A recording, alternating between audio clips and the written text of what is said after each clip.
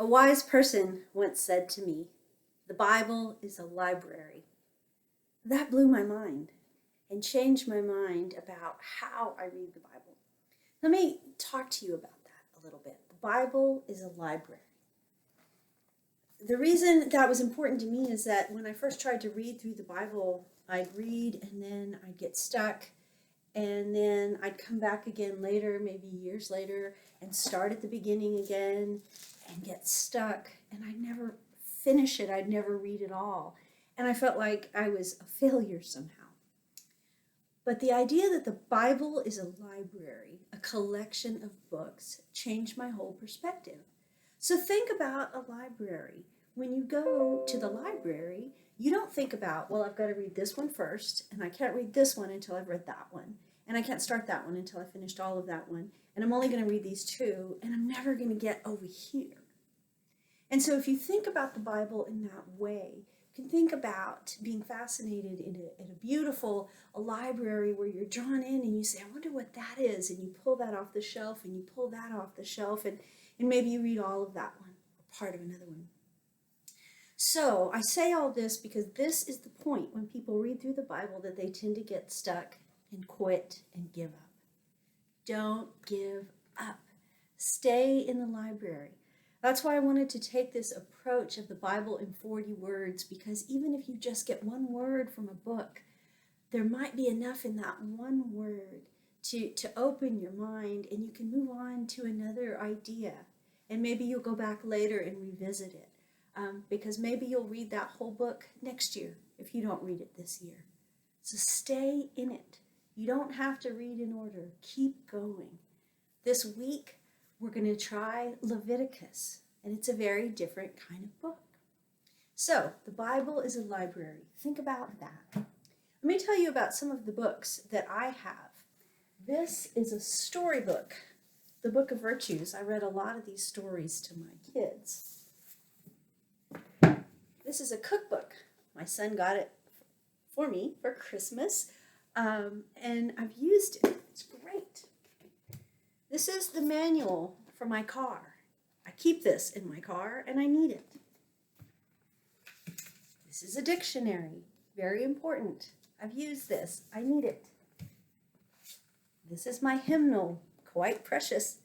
I use it all the time when I'm planning worship.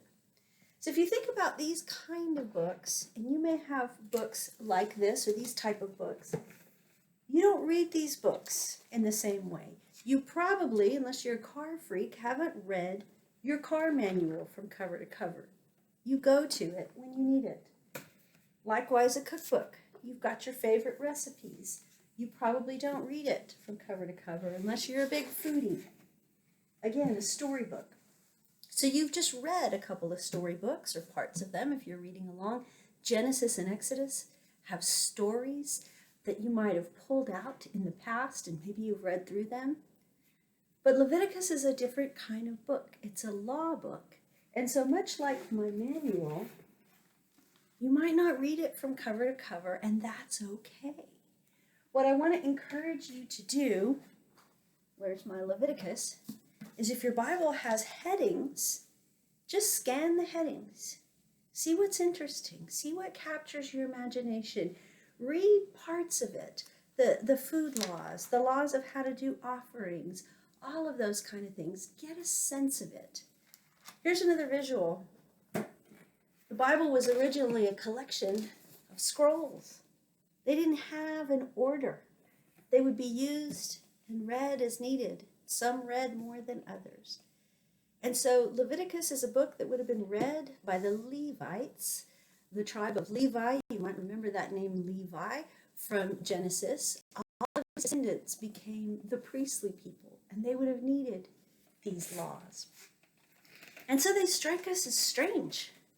But here's the word for this week. Here's the word that you really need to keep in mind when you read Leviticus if you want it to have any meaning. Here's the word. Ready? Holiness. Leviticus is all about holiness. You may remember in Exodus that God told Moses, I'm going to make your people a holy people, an example. And so as holy people, set apart people, these rules, these laws, set them apart from others, the way they observed a day of rest. the way they ate food differently. Blood was very important, and they wouldn't eat the blood of the animals as a way of respecting the life in those animals. And so just scan Leviticus. If you're behind, try to catch up. Don't beat yourself up if you don't read every word. Think of it as an important reference that has affected our history. But most of all, think of it as something that helped people be set apart and holy. What does it mean to be holy? I'm going to be preaching about that on Sunday, and I thank those of you that have been posting comments and observations in the Facebook group. It is wonderful to read with you. Let's think this week about holiness. Use your Bible headings. See you soon.